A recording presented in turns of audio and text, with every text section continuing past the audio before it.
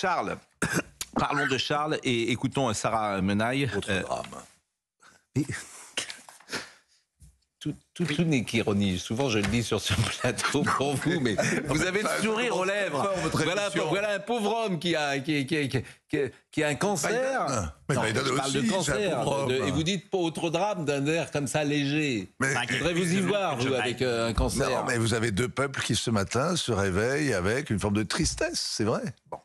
Écoutons Sarah Menaille et puis David Kayat qui vient. Il y a eu la journée mondiale du cancer, c'était hier. Le 4. Le 4. Donc vous pourrez en plus dimanche. faire un point sur le cancer. Volontiers. Parce que c'est vrai qu'il y a une telle différence lorsqu'on voit un cancérologue comme vous, qui au fond vivait ce moment en disant il y a tellement d'avancées, c'est tellement formidable, vous êtes tellement positif et je le comprends.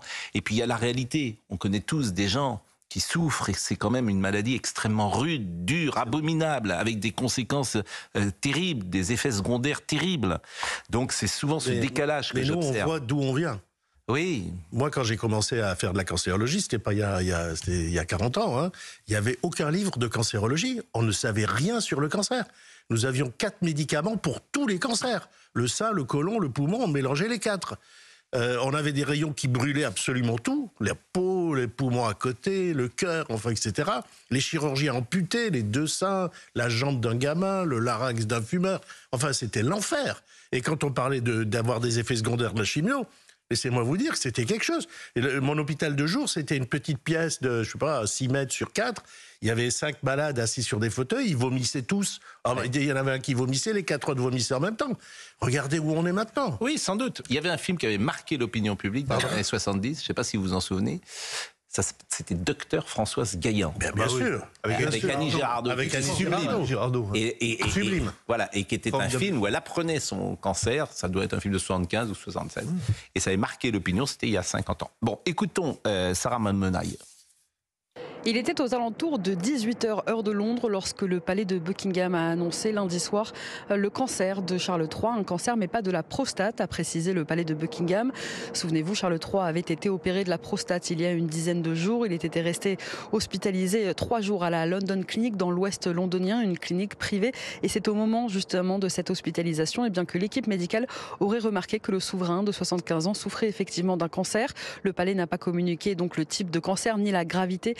Évidemment, il a seulement précisé que le roi continuera d'assurer ses fonctions durant toute la durée de son traitement, un traitement qui a commencé dès lundi. Donc, le roi va seulement se retirer de ses obligations publiques. Il est positif et espère revenir au plus vite, conclut Buckingham Palace, qui précise également que si le palais a décidé de communiquer, chose rare évidemment en ce qui concerne la santé des souverains, qui est d'habitude quelque chose d'assez privé, d'assez finalement gardé sous secret au palais, c'est tout simplement pour éviter les spéculations, éviter les rumeurs et puis sensibiliser le grand public, évidemment, toujours dans son rôle, Charles III, de porte-parole un petit peu. Et il a voulu sensibiliser le public britannique. En tout cas, c'est un choc, évidemment, l'annonce de cette nouvelle au Royaume-Uni, alors que le roi Charles III avait refait sa première apparition publique dimanche à l'occasion d'une messe à laquelle il avait assisté avec son épouse, la reine Camilla, dans le Norfolk. À cette occasion, il avait salué la foule, salué les passants. Et on apprend donc lundi soir que le roi Charles III souffre d'un cancer.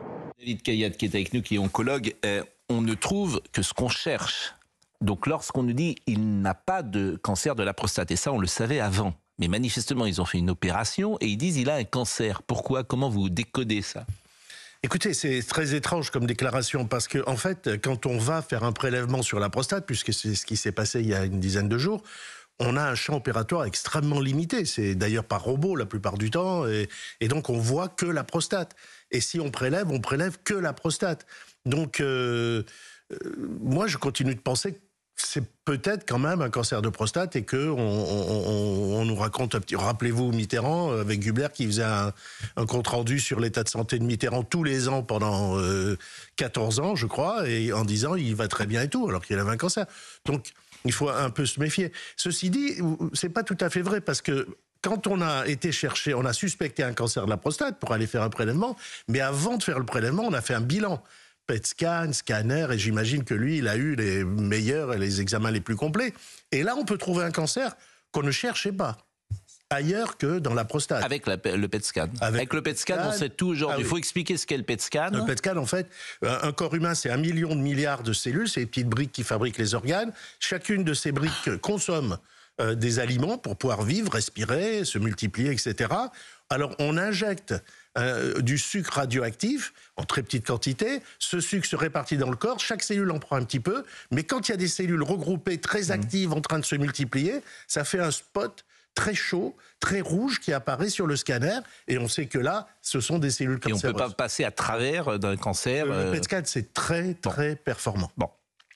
Ceci dit, il y a une notion statistique. Le cancer de la prostate, c'est le premier cancer chez l'homme. En France, c'est plus de 60 000 chaque année. Donc, c'est un homme sur 8, à peu près sur 9, qui a un cancer de prostate. Il y a une statistique... Plus de 10%. Ah oui, il y a une statistique qui dit 60 ans à l'autopsie, les gens meurent d'accidents de la route, etc. 60% des hommes de 60 ans ont un cancer de la prostate sans le savoir, 80% des hommes de 80 ans. C'est quelque chose de très fréquent, mais il faut savoir que dans une immense proportion de cas, le cancer de la prostate ne bouge pas et on n'a pas besoin de le soigner. On le découvre comme ça, par hasard, et écoutez, il y a un tiers des cancers de la prostate à qui on fait simplement ce qu'on appelle en anglais le watchful follow-up, c'est-à-dire une surveillance armée avec des examens très réguliers, mais on ne touche pas. Mais il n'y a aucun symptôme. Non, après, si, les 2 tiers, il y a des... Non, mais mais un tiers, non. Un tiers, aucun symptôme. Aucun symptôme, rien. Bon. Il semblerait, en effet, Pascal, d'après le Times, vous savez, qui est un peu la Bible en Angleterre, en effet, ils reprennent exactement votre théorie. Il semblerait que ce soit à l'occasion d'un PET scan qui aurait eu lieu en vue de cette intervention qui a eu lieu le 26 janvier, qu'on aurait découvert, en effet, durant ce week-end, des analyses qui se sont montrées. C'est soit un cancer de prostate, et on ne nous le dit pas, soit c'est à l'occasion de cette suspicion de cancer de prostate. Cancer de prostate aujourd'hui, quel est le diagnostic? Est-ce que ça se soigne bien? Déjà, ça se soignait pas mal. Mitterrand, 14 ans quand même. Oui. Mais ça se soigne très bien. Malheureusement, il y a toujours des gens qui en meurent quand même, mais 60 et quelques mille chaque année en France, à peu près un peu moins de 10 000 morts. Ça veut dire qu'on est on guérit presque tous les cancers de prostate. Avec quand même des conséquences très graves. La vie sexuelle s'arrête. Alors, le cancer de prostate, quand il est pris au début, il faut faire un traitement local qui est soit de la chirurgie, soit des rayons. Ça a des conséquences sur la sexualité, clairement. Mais il existe des moyens avec le Viagra, avec des injections dans le pénis, etc., pour avoir quand même des rapports sexuels. Mais enfin, la vie sexuelle est très altérée. Quand c'est un petit peu plus avancé, ou quand ça revient, il faut traiter avec des hormones. Les hormones, ça n'a pas beaucoup d'effets secondaires, si ce n'est, encore une fois, la libido qui disparaît, des fois les seins qui grossissent un peu, mais enfin, on est à peu près normal. Et autour de vous, vous n'imaginez pas le nombre de gens qui reçoivent de l'hormonothérapie pour leur cancer de prostate, et vous ne le savez même pas. Quand ça s'aggrave encore, à ce moment-là, on commence à avoir besoin de pratiquer soit des petites chimios, parce que prostate, c'est des gens plutôt âgés, donc on ne va pas faire des trucs très violents, soit même des nouveaux traitements qu'on appelle les thérapeutiques ciblées.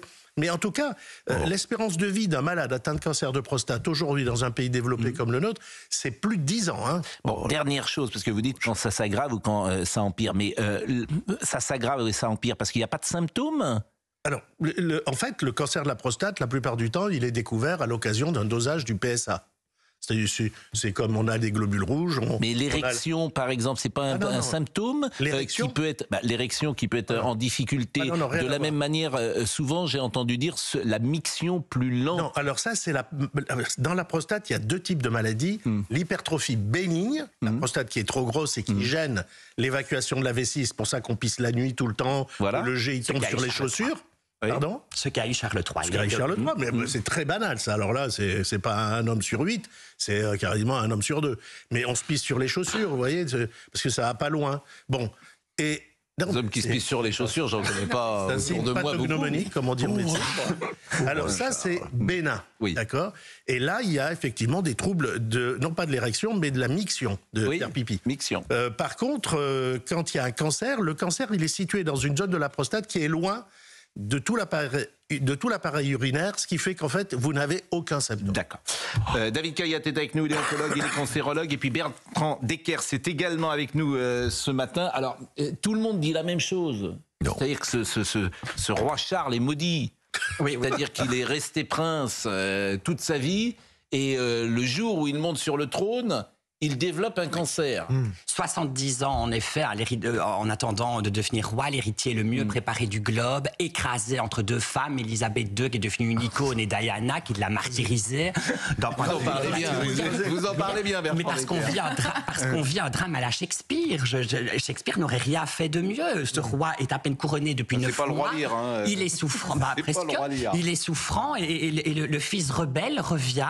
Harry, donc très très vite, voilà, accentuant encore la crainte que l'on a en se disant mais c'est peut-être qu'on fait. Enfin, je ne crois pas du tout moi en un cancer de la prostate. Quel serait l'intérêt du palais de Buckingham qui nous joue presque une totale transparence puisqu'ils nous ont dit qu'il ne s'agissait pas d'un cancer de la prostate. Comment après est-ce qu'ils vont justifier qu'il s'avérerait que ce soit un cancer de la prostate? On pense vraiment qu'il s'agit d'un cancer beaucoup plus important. Malédiction, cet homme. Il va pas forcément mourir, hein, vous le donnez perdant. Absolument pas. Si, je vous assure. Non, il va mourir, mais pas forcément. Mais en monarchie, il n'y a jamais laissé au hasard. Même s'il est malade, il va pas mourir demain. Voilà, on veut dire. ça, oui. Ouais. Et Bon, et ce roi, alors est-ce que les Anglais vont avoir un peu d'empathie? Mais oui, ils ont de l'ambition. oui. Le costume fait l'homme. Hein. Il n'était pas tellement apprécié quand il était prince de Galles, pour les raisons que je viens de vous évoquer. Subitement, quand il est devenu roi, on s'est un petit peu entiché de cet homme qui porte la couronne de Saint-Édouard, qui pèse plus de 2 kilos, qui est écrasé par le manteau d'Hermine sous les voûtes de Westminster. Il est écrasé par sa femme, par le manteau d'Hermine, par la couronne, il est écrasé par tout le monde. C'est un roi écrasé. Et je crois que ce qui arrive va encore accentuer, en effet, cette cote de popularité, mais qui ne sera jamais au niveau Écoutons, avant de donner la parole, parce que vous avez vraiment, c'est un sujet qui vous intéresse, mais écoutons quelques réactions. Madame, monsieur, bonsoir. Écoutons quelques réactions de nos amis anglais. Ce n'est pas drôle d'apprendre la nouvelle qu'un cancer a été diagnostiqué. Je me sens un peu mal pour lui. Il a attendu toutes ces années pour être roi. Je viens de l'apprendre, c'est assez dévastateur en fait. Je n'étais pas au courant, c'est triste à entendre, j'espère qu'il va bien le pauvre. Je suis assez triste. Je pense qu'il est intéressant, avec toutes les nouvelles le concernant, que ce ne soit pas la prostate et qu'ils aient dit qu'il s'agissait d'un cancer différent. Mais j'espère qu'ils l'ont détecté tôt et que l'issue sera positive pour lui. C'est extraordinaire parce que tous ces Anglais sont hilars en manifestant leur compassion. Regardez l'image. Ils sont tous avec un grand sourire accroché aux oreilles en disant à quel point ils sont tristes pour le souverain. Il y a quelque chose de bizarre. La monarchie, c'est quelque chose de quasi magique. Mais dans l'effondrement, le Royaume-Uni vit une grande crise en ce moment, une crise politique terrible. Vous avez Liz Truss qui a été éjecté de son gouvernement au bout de quelques semaines dans une atmosphère de scandale. Vous avez maintenant Rishi Sunak qui fait loin de faire l'unanimité. Il y a le spectre des travaillistes qui vont revenir au pouvoir d'une manière quasi inéluctable. Donc il y a vraiment une crise politique, un piétinement. Et la seule chose qui garde les Anglais à peu près britanniques et à peu près unis, c'est le souverain. Kate Middleton, on n'a pas d'informations. Elle est pour l'instant rentrée à Adelaide Cottage dans la campagne de Windsor où elle est en convalescence. On ne l'a absolument pas vue. On ne sait pas ce qu'elle a. De la London Clinic, on ne sait absolument pas ce qu'elle a. On sait juste que c'était une opération d'ordre abdominal. D'ordre abdominal. Ce qui est étonnant pour un souverain, c'est qu'il se fasse traiter dans une clinique privée. Alors, ils l'ont déjà fait aussi dans un hôpital public, mais je vous assure qu'ils l'ont fait, mais c'est très compliqué de sécuriser un hôpital public. Bah, c'est vrai aussi en France, voilà. Et il semblerait que... En France, il y a une personnalité très importante qui met une perruque parfois pour qu'on la reconnaisse pas et qui va dans un hôpital privé. Les hôpitaux publics ne sont même pas demandeurs d'accueillir les membres de la famille royale parce qu'il y a justement tout un système de sécurité trop important qui doit être mis en place. Marine a dit c'est qui? Elle a raison, elle pose la question que tout le monde a envie de poser. Bah oui, j'ai pas de preuve, donc je ne le dirai pas. On me l'a rapporté. Décidément, le prénom Charles ne porte pas chance. De Gaulle. Oui. C'est ça. Non, oui, je parle ça, c'est de l'analyse politique. Alors, si vous connaissiez l'Angleterre, vous seriez... Non, si vous connaissiez l'Angleterre, je parle sous le contrôle de monsieur. Charles VIII, Charles Ier... Vous savez qu'il y a une question qu'ils n'adoptent pas, qu'ils ne prennent pas le prénom de Charles. Ah oui. Ça a été à un moment donné... Parce que Charles Ier, ils lui ont coupé la tête, c'est ça? Parce que le prénom Charles, justement, en Angleterre, c'est pas quelque chose qui porte bonheur. Oui. Voilà, pour ça. Bon. Écoutez, dernière chose, oui. Il y a peut-être un autre débat qui va fleurir, c'est que en 2022, il a nommé comme chef de sa maison médicale un certain docteur qui s'appelle le docteur Michael Dixon. Alors, ça ne vous dit rien, mais Non. Michael Dixon, il est spécialisé pour les médecines alternatives. Ah bah, et c'est ça. particulièrement Oui, mais alors là, mais l'homéopathie pour soigner les cancers, effectivement. Mais Charles III adore cette technique. Mais il adore ça, il est là-dessus. Bon, dernière chose, parce que manifestement, nous avons une auditrice ou une téléspectatrice au fait de certaines questions du cancer, et elle me dit, est-ce que vous pouvez demander à monsieur Kayat s'il y a des avancées récentes sur les cancers TNE? Et elle me dit que vous comprendrez TNE. Oui, bien sûr, oui. Mais C'est quoi TNE? Parce que moi, je ne sais pas ce que c'est, les cancers TNE. C'est des tumeurs un peu comme les neuroendocrines. Enfin, c'est des tumeurs très rares. Déjà, et qui ont un comportement très particulier, mais il y a effectivement des nouveaux traitements. D'abord, il y a des nouveaux traitements dans tout. Partout. Bon. Dans tous les cancers. C'est très simple, c'est devenu un tel marché que tous les industriels s'y sont mis et ont trouvé des médicaments. Et on est passé d'une époque où on avait la chimio, c'est-à-dire des médicaments qui tuent les cellules qui se divisent, hein, c'est tout, vers des médicaments ciblés, vers l'immunothérapie, etc. C'est une folie. Et puisque vous êtes là, parce que j'ai posé l'autre jour la question, on reproche parfois aux journalistes de poser des questions, donc je suis quand même très ennuyé. J'ai posé la question au professeur Raoult. Parce que le professeur Raoult explique que depuis qu'il y a vaccin, il y a des cancers qui se sont développés. Il le dit. Donc je lui pose la question et je me fais... on me reproche de poser cette question. Donc je pose la même question cette fois-ci à un cancérologue et à un oncologue comme vous. Est-ce que, comme je le lis parfois, il y a, comme le dit le professeur Raoult plus exactement, avez-vous un sujet là-dessus? Avez-vous une réponse là-dessus? Absolument pas. Toutes les études montrent que les vaccins, et notamment les vaccins à ARN messagers, je pense que c'est ça dont il a voulu parler, ne donnent pas de cancer. Par contre, ce qui est extraordinaire, c'est qu'il y a ces mêmes vaccins, parce qu'il faut savoir, quand le Covid est sorti, la recherche sur les vaccins existait déjà, un vaccin ARN, et ces vaccins, on les cherchait pour traiter le cancer. Et maintenant que le Covid est passé, on a repris la recherche sur des vaccins ARN pour le cancer, et ça marche. Il y a des études actuellement qui sont très avancées, donc on peut dire que ça marche, sur les mélanomes malins, les grains de beauté cancéreux, sur un certain nombre de cancers où ces vaccins nous apportent une nouvelle arme encore après l'immuno, etc. Bon, bah alors là, les réponses sont claires. Je rappelle qu'un journaliste peut poser des questions et quand il pose une question, il ne sait pas forcément la réponse. Il est 9h22. Il y a des réactions politiques on peut citer aujourd'hui, réactions politiques. Alors c'est évidemment la une de tous les journaux anglais, hein, bien sûr. King's has cancer, c'est la une de Métro. King's Charles, I have cancer. C'est du monde entier même, Pascal. Mon anglais reste quand même bon. Et alors vous avez, je m'inquiète pour lui, a dit Joe Biden. Je viens d'apprendre son diagnostic. Non, c'est l'hôpital. Joe Biden aurait pu dire je m'inquiète pour la reine d'Angleterre, mais bon, manifestement il sait quand même que c'est Charles et je lui parlerai si Dieu le veut. Non, il pense que c'est George VI. C'est formidable. Je parlerai à George VI. Nous souhaitons à Sa Majesté le roi Charles III un prompt rétablissement. Nos pensées vont au peuple britannique amitié. Bon, je rappelle que... Comment? Non, il l'a dit en anglais et ça vous choque, par exemple, que le président de la République... Amitié en français, je suis content. Pardon? Il a terminé en mettant amitié en français. C'est bien. Rishi Sunak, nous souhaitons à Sa Majesté un prompt rétablissement. Justin Trudeau, comme les Canadiens de partout au pays et les citoyens du monde entier, je pense à Sa Majesté le roi Charles III qui subit un traitement contre le cancer. Donald Trump, le roi Charles a un cancer, c'est un homme merveilleux que j'ai bien connu pendant ma présidence et nous prions tous pour qu'il récupère rapidement, etc., etc. Je vais vous remercier, Monsieur Kayat. C'est toujours un plaisir de vous avoir sur le plateau. Je sais que les gens sont très à l'écoute de ce que vous dites, parce qu'il y a beaucoup de pédagogie. En plus, vous dites les choses toujours clairement. Et c'est un sujet qui, effectivement, nous passionne, parce qu'à titre ou personnel ou dans nos familles, forcément, nous rencontrons, hélas... Tellement, un homme sur deux en France. Hein, un homme sur deux. Qui a un cancer en France. Un homme ou aura un cancer dans sa vie. Un homme sur deux. Et une femme sur trois, oui. 3 sur le plateau. Un homme sur deux a un cancer ou aura un cancer en France. Un homme sur deux. C'est-à-dire qu'il y a 30 millions de Français, il y en a 15 qui auront ou qui ont eu un cancer ou qui ont ou auront un cancer dans le temps de leur vie. Quelle affaire. Alors ça, cette statistique est... C'est pour ça que le dépistage et la prévention sont quelque chose de très très important.